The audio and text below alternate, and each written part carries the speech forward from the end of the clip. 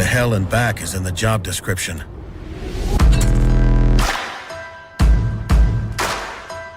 Being roughed up, scuffed up, run over, kicked, thrown, dropped, dunked, and done the unthinkable is a duty we've embraced for more than 40 years. Through superior engineering and constant innovation, only Pelican has conquered the chaos a life of ambition can dish out. And we've done it to empower you. Yak Gadget, made in America, based outside of Nashville, Tennessee. Yak Gadget offers all kinds of storage accessories, quick mount motor mounts, anchor systems, track mounted accessories, even paddles. Go to yakgadget.com and get your kayak decked out for your next trip out on the water. The 153 Bait Company, based in Troy, Ohio, make everything from plastics to custom painted hard baits. Hook 'em hard and hook 'em often. All of our baits are made to order and all of our hard baits are hand painted to order. So go to the153anglers.com to place your order today. This segment is brought to you by Jig Masters. Step up your game with high-quality performance jigs, spinner baits, buzz baits, and more from jigmasters.com. And always, when in doubt, get the jig out. You're tuned in to Off the Water. I'm your host, JP. This is the premier source for all things to do after a long day of fishing. Chill out, grab a cold one, let's go explore what there is to do off the water.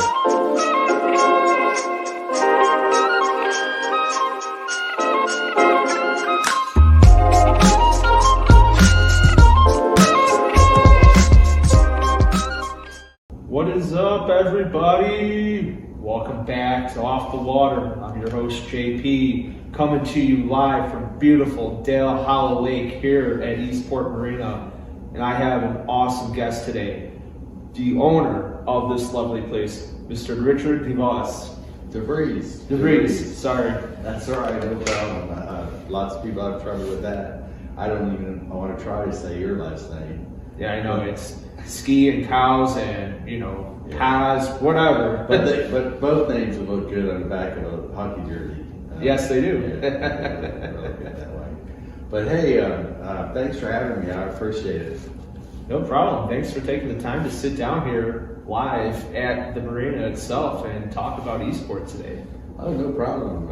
We like people coming to visit us. I know you've been here for 3 or 4 days now. Yep. Had a good time, so you can relate to some of the things I'm about to tell people. Oh, yeah. I'm having a blast. I'll tell you that much. It's been, the fishing's been a little slower than what I'd like, but at the same hand, this is just beautiful. And Yeah, but not slow for everybody. Right. It's not slow for you, but right. There's some people that actually did pretty good. Yes. Yeah. And those people are going to be interviewed tonight on Reel Down.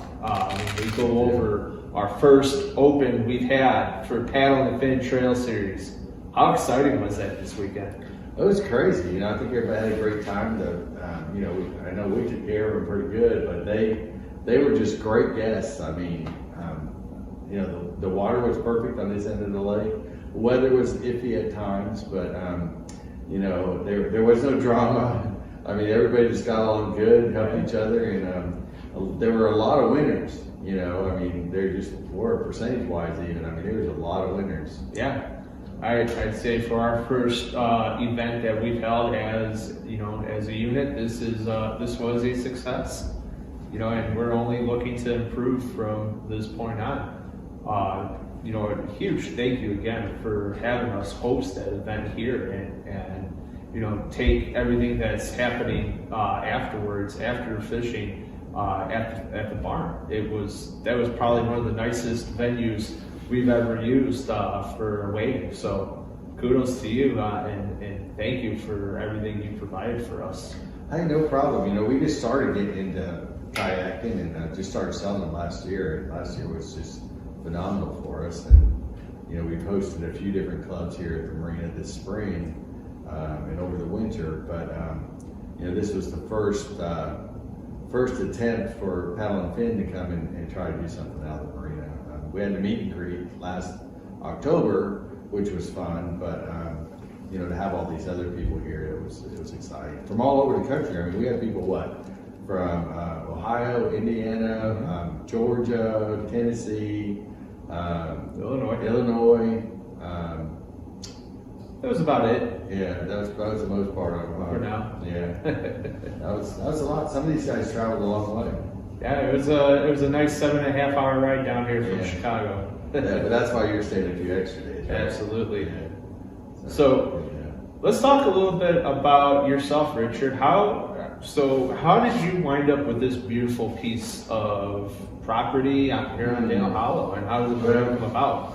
Honestly, about 14 years ago, I wanted to quit the world and buy a boat and Bahamas and beyond. And to make this story a little bit short, my wife said no. I told her we could do it, and I read about it every day on the internet, but she said no. So I said I'd buy a marina, and she was very supportive of me buying a marina until I made an offer on one, and then it was like, I asked her why she was, so supportive, and now not. She said she didn't think I'd really do it, and sure as hell didn't think somebody would give me money to do it. So, long story short, 14 years later, she's helping in the place, and all is still good, and as far as the marriage goes. But and it's the marina. It's been good to us. I mean, people ask what it's like to own your own business. Well, the good days are 10 times better than working for somebody else. The bad days are 10 times worse than working for somebody else. So everything good or bad is all on you. So we got this marina, and we just, it's where all my money goes. It goes back into the marina for the most part. This is my retirement. I don't have anything else. I mean, this here, I'll pass it on to my son, and he'll hopefully send me a check every month, as long as I need it. And we just keep growing. We just get opportunities, and we just keep growing a little bit. It'll never be a great big marina. It'll always be family owned. We're just not that big of a place, but we do a lot of business. We have a lot of customers can see us every year. Absolutely, and even this weekend, it was quite busy for it being, we're still in the off season technically, and there's a lot. Aside from our group, there's a lot of people in and out. There are a lot of guys with bass boats, a lot of guys with john boats stopping in. You had a good foot and boat traffic coming through. Well, fishing, for us this time of year, we're right at the headwaters of the lake, so the fishing gets hot here first. The water warms up here first, and it clears out.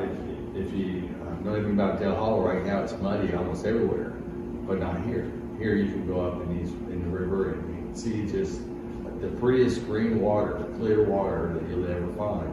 And it's mostly like that in the springtime. As the water gets hot, we're a little bit shallower, the fishing gets tough. So don't come in August and try to catch fish, okay? But April's, man, it's hot in April. I mean, the fishing is really good. Yeah. So, with that, so the marina itself, if somebody was coming down, you guys offer kayak, boat, and houseboat rentals. Want to tell us a little bit Well, we have a lot of cabins. We actually have, between the farm and the other cabins, we have 13 cabins now. Okay. So you come down and rent a cabin, or we have 7 houseboats. We've got 2 houseboats out right now. They're mostly fishermen. Take houseboat out. I mean, you can fish off the back deck or whatever. You just get up, get on your boat. You don't even have to go down to the marina. So we have 2 houseboats that are out right now, but we have 7 total. And then we rent fishing boats, john boats, pontoon fishing boat, bigger pontoon boats, double-decker pontoon boats. So we have, I think, a total of 14 small boats that we rent as well. And kayaks. We both sell kayaks and we rent you one. Cool. And what are some of the kayaks that you have here at the shop? Well, we have Vibe kayaks and New Canoe kayaks. Cool. So, and then we sell accessories like Yak Attack, Yak Gadget, paddles from Benny Branches, and we got the Tacticam cameras. So, where we're at, I mean, we're not really in the middle of nowhere, but we can see it from here. You can get a lot of stuff here at our small marina for kayaks. Yeah, I mean, when you walk through that shop, it's like, wow. It's like being in a candy store right now, except for paddle sport. It's pretty awesome the way it's set up. And we get people that drive 3 hours to get a kayak from us. I mean, it's not uncommon for that to happen. Yeah, and you know, if you want to come use your kayak here, I mean, between the East Fork and the West Fork of the Obi River, depending on the time of year, you can put in at the bridges and you know, do a 4 to 8 hour float. You know. Okay. Yeah, it depends on the time of year and how much water's flowing through it. And sometimes it's great for fishing, and sometimes it's just great for floating. But yeah, there's lots of opportunities for you to get away from the typical kayak rivers where it's just crowded. Yeah. You know, we're not crowded yet. Someday maybe, but we're not now. We're really the only marina on the lake that is involved with kayaking. So Cool. And thank you for bringing that to the kayaking community, because you know there's so many people who go on vacation who look to rent kayaks, and you know what? It's not a knock on other places either, but a lot of places turn out the boats, so they'll buy a stock of let's say 20 Pelicans or 20 lifetime Tamaracks or whatever the case is. So they're making money on the bottom end, but you rent out quality kayaks. well, you could go someplace and pick up a kayak for a couple $100, and we went through that phase where we did that. Yeah. But we only had a few. I mean, we weren't really in it for the kayak, and it was just an extra thing that you had with a houseboat. And so now, when you rent a kayak from us, you're getting a new canoe or a vibe, and then what we try to do is actually at the end of the season is sell those kayaks. Yep. And we have new ones for next year. Our plan is to you can come rent a real high-end kayak with a motor on it, fish finder, and that kind of thing. It's not going to be your typical $30 rental though. Right. You can't take out a $3,000 kayak and expect to pay $30. Right. But our intent down the line is to have stuff like that. Cool. Well, the future is bright, because that's the way everything's going towards. And if someone hears, oh, hey, they have motors to rent on Dale Hollow, oh my gosh, they'll have people flocking down left and right, because, this is a pretty big lake, and there's a lot of paddling or pedaling you have to do to get from point A to point B if you really want to experience this lake itself. As I learned this afternoon coming back, I forgot to charge up the battery, and I had a nice about 2.5 mile paddle downstream. Yeah, you were about 30 minutes late for this podcast. I sure was. I do apologize. I didn't know if I needed to go lift where you were what. But it also, what it does, having that motor, is it lets you include people that typically would not be able to go on a kayak trip. Absolutely. If you're disabled or out of shape or just bad like me, maybe you can make it through the whole thing without having somebody tow you. So it does just open up opportunities for more people. That's 100% true. So my next question to you is, how did you get into kayaking?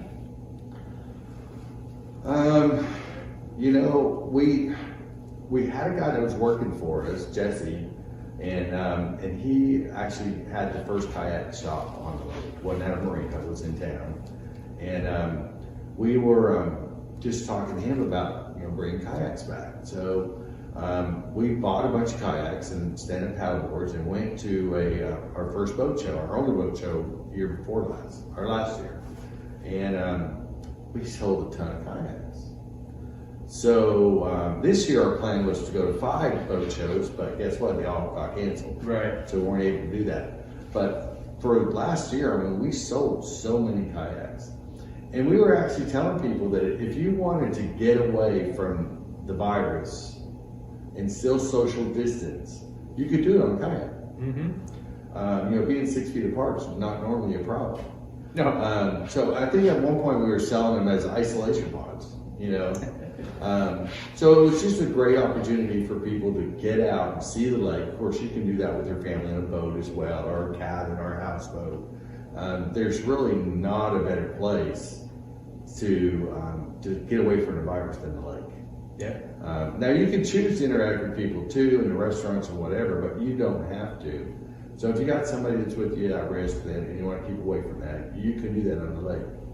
So where a lot of businesses may have struggled last year, businesses on the lake didn't, because people came here to get away from it.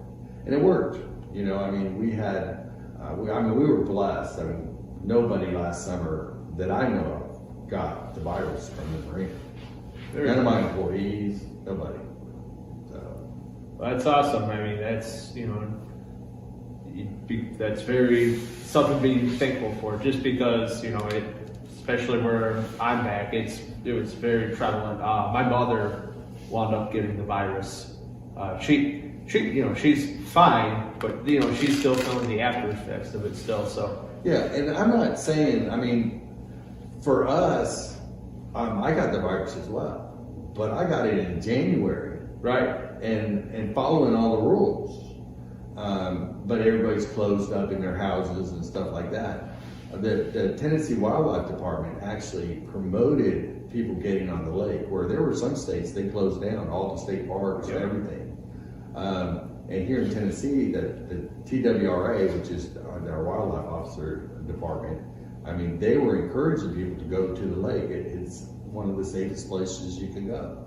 Yeah, and you know that I remember when everything first started, seeing that advertisement, and then we actually in Illinois we had you know, outdoorsmen, column riders, clubs, people throughout the whole state writing to our governor to follow your guys' motto of keeping the state parks and, you know, all the ramps open.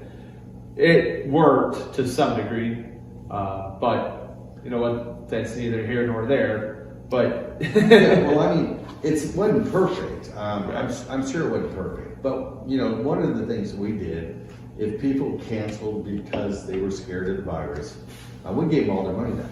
No questions asked. We gave them their money back. And I think that went a long way when people decided to start making reservations again. You know, we're always going to do the right thing, and they weren't worried about losing money. You know what I mean? So we gave all their money back. The governor of Kentucky, you know, he closed down the other side of the lake. Yeah. So of course that helped us. More people came over here, and I felt sorry for those marinas in Kentucky. But by giving everybody their money back, though, I think we would tell people, look, if you're sick, don't come. Yeah. You know, if you're not feeling well, don't come. We'll give you your money back. So we never forced people to actually keep from losing money to come if they were at risk or thought they might have been exposed. I think that helped us a bunch. Awesome. That's, well, and you know, kudos to you. I mean, that's a great business model, because you know, they see, okay, hey, we were able to do this during the pandemic with the virus. There's other things that you as an operator is going to do to make sure and guarantee that not only are the customers going to have a good time, but they're going to get their money's worth, and it's honest. It's not, you're not looking to make a profit off somebody's, you know, thoughts or how they feel about a certain thing, or just, you know, in general. That goes a long way. Well, and you know, it worked out for us. At the same time, it was pretty scary, because when you're doing nothing but writing checks back to people for the first 3 or 4 months of the year, and you're wondering, you know, what is going to happen. I mean, and I just said to my wife, I said, look, the bank can't take all our businesses back. You know, I mean, they got to give us some slack. Of course, federal government stepped in, the state stepped in, they sent money to businesses, which helped. So I think there's some risk in giving some money back, like we did, but it worked out for us. So that's all good. It worked out. I mean, if you were a business that wanted to let people use their deposit for another year, another time, I think that was fair, very fair too. But we, bookkeeping wise, I think we thought it was easier to just to zero it out instead of trying to save it. But it worked out for us. So good. That's all good.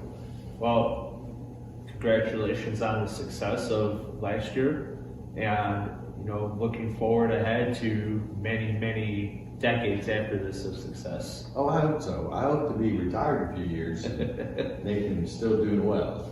Yeah. So let's kind of transition over to fishing here. So Dale Hollow. Now, the one thing that everybody knows about it is the world record smallmouth. And if you don't know, now you know. And not just the world record, but the top 4. Number 2, number 3, and number 4 are all from Dale Hollow as well. Because if you don't know, now you know. Because I didn't know that. Now I know that.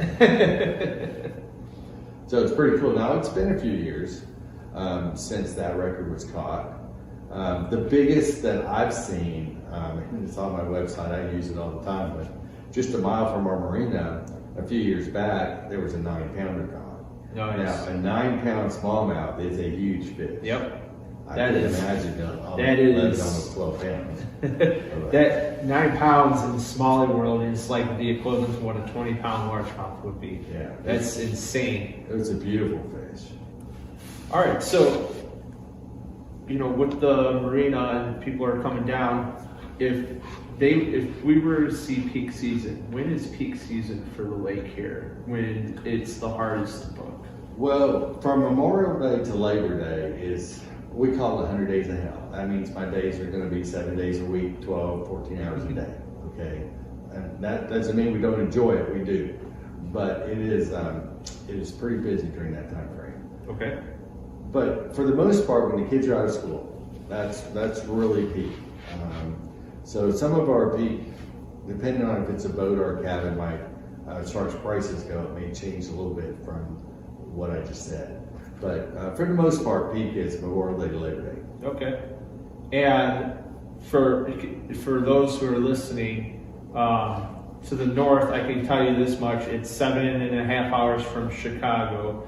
From the east, what's the furthest east you've had somebody come from here? Oh, New York City. New York City, okay. We've had people flying from California. You think about where Tennessee's at. If you got family in California, you got family in New York, you got family in Michigan or Florida, we're right in the middle. Yeah. So meeting here when you have a big family and you're spread out, it's a great place. Cool. I will tell you this too. People in Tennessee that have to drive 2-3 hours complain more about the drive than people from Michigan that have to go 10, 11 hours. Michigan people complain the least about driving. I don't know why that is. They're trying to get away from that cold lake, I guess. Yeah. In some place, a little bit warmer. And we see them early. We see them in April trying to water ski, and the same thing in October. So they think the water's warm at that point. So they're the first ones here, the last ones to leave from Michigan, and like I say, complain the least. Yeah, that water was only a little chilly last night.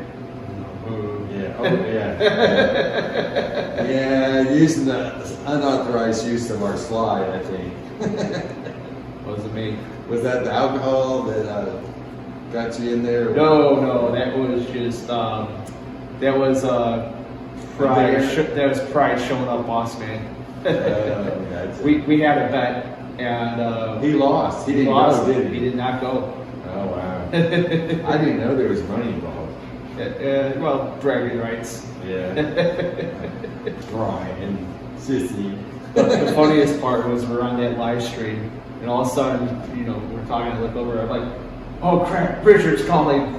If you're gonna get caught, live stream it, and it shows me on my phone that people are in the water. It was so funny. It was like if we were a bunch of teenagers again. We just got caught. Yeah. Well, at a marina, in case you don't know it, there's stuff under the water that you don't want to hit. So I was just worried about you guys. Absolutely. And for those who are listening right now, if you are curious to what we're talking about, go on the Paddle and Fin Facebook page and just scroll back to last night's little live stream. You'll see the unwinding after a long weekend. What they call you, the whitest white boy that... yeah, whatever. Wear some sunglasses is what they say if you watch that video. Even though it was dark. Oh man, I am the light at the end of the tunnel. That's funny. Oh man, so we're talking about fun and off the water. So with this segment, so we're going to kind of start focusing on restaurants. So Well, let me ask you about the houseboat. You got to stay in a houseboat for what? By the time you're done, a whole week almost, huh? Yeah, they'll be close to it. So some people get on our houseboats, and it's not just bare bones. I mean, you were in a houseboat with granite countertops and tiled floors, and it was 5-star, wasn't it? Yes, it was. So, And I got tonight and tomorrow to still enjoy all that. Yes, the houseboat itself, and if you go on the paddle and fin page too, you will see I took a bunch of pictures. You can see the interior. I did a Cribs. Do you remember MTV Cribs? Yeah. I did a Cribs walkthrough of the houseboat. Oh, wow. That's good. So that'll be up on the paddle and fin page once I'm able to upload all the videos at once. But good deal. yeah, it's awesome. It's well worth it. It's on the water, get off the water. Yep, literally. Yeah. And I think the nicest part was, there's kayak slips. You made slips for kayaks, so you could park 6 kayaks on one slip in front of the right in front of your Yeah, we house. stayed room so you guys didn't have to call in and out every day. Yeah, that was out awesome. behind the restaurant too. When the bridges aren't like level because the water's so high, right behind the marina, you can step down actually another step and get closer to the water. For those of us with less balance. Yeah, it's an awesome setup here, and that for us we had, I believe it was 6 bedrooms on that house. Yep, 6 bedrooms, and you know what? Everyone, I think I had like the best room. I'm just saying, nice little tucked away corner. You get a little view of the dock. It was awesome. Now they were all queen beds, though. I mean, so Yeah. you could put 2 people in there, but my understanding is that most of the paddle and fin guys won't cuddle, so we all got each got your room. Just Jay and Brian. Those are the only cuddlers. We don't judge. So, Now, who's big spoon or little spoon depends on the night for them. again, we don't judge. And hey, you didn't hear that from me. I don't know. I didn't see it. It's all JP that's making those accusations. Don't worry, they heard the entire trip, so this ain't nothing new. Okay. Now, I know this is pretty much lake life, but within the area, are there any breweries that are within driving distance, within an hour or 2 for people to check out? Oh yeah, Cookeville is the next biggest town. It's not a huge place, but Cookeville is about 40 miles south of us. Okay. And they have probably 4 or 5 breweries inside the city where you can eat and drink. And then we also have the Upper Cumberland Wine Trail. Oh, see, you went right into my next question. The wine trail, yeah, we probably have a brochure around here somewhere. And you can collect a glass from each one. Oh. So you can do that. There's quite a few wineries that are really nice, and they make some great wine. Sometimes you don't know when they're making wine. You just go into a place and where that wine's really good. But all of them. I guess I've been to all of them, but most of them, and every single one I've been to, that's great wine. Me and my fiance, technically 2 weeks ago, we went up to Traverse City, Michigan, during her spring break. She's a school teacher, and we did it was called the Mission Trail, Old Mission Trail Winery and Vineyard Tour, and we wound up hitting 5 vineyards within from 10 o'clock till 4 o'clock. It was some great tasting wine, and then they also do ciders there too. Wow. So now that we hear that they have a vineyard trail, that's even more reason for her wanting to come down now, because she'll do the wine express. Well, a couple times a year, they actually have a train that you can take from Nashville all the way to Delmonico Winery in Cookeville and spend the day. They have all kinds of vendors that come out, and you can tour the winery and drink wine all the way back to Nashville. Not have to worry about driving. So, and that happens a couple times a year. So if you ever get a chance to do that, that's an awesome trip. Yeah, and we frequent Nashville quite a bit, me and her. So we'll definitely keep that in mind next time too. Thank you for that tip. Well, yeah, and then you can take an Uber home. So yeah, you might not have any wine by the time you get home, but you'll. Hey, you still have a good time. It's not a good time. Yeah. Now, do you remember any of the names of the brewery or wineries that are around? Well, the breweries, there's Red Silo, there's Jighead, which. Get out of here. No, you got a beer named Jighead. Nice. So that's pretty cool. We've had them out here. I was gonna say, do you have any in this shop right now? No. I tried to get hold of Manny, and actually that's the beer we're gonna have on tap, and they were pretty busy. He didn't answer me, so he has now, and said I could go by and pick it up. Can't deliver it. But Tennessee has some weird laws when it comes to that kind of stuff. So anyway, yeah, Jighead beer. If you haven't tried it, it's pretty good stuff. Oh man, and you know what? I'm trying to. We do the segment here. It's called One Sip. Everybody knows the rules.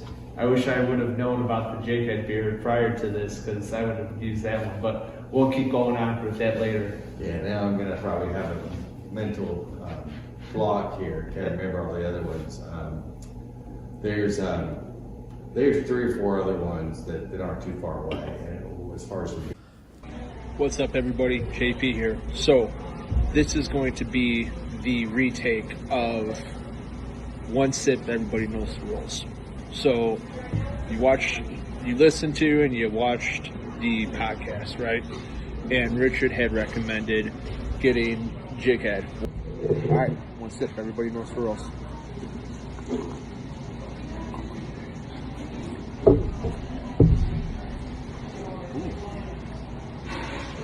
That is refreshing. It's not heavy. This is supposed to be like a Belgian, kind of like Blue Moon. Blue Moon has that heaviness to it. This doesn't. This is Jighead. I'll have to find out the name of whatever it is, but it's supposed to be the one that's like Blue Moon. This is good. It's out of 5. This one's getting a 4.5. Cheers.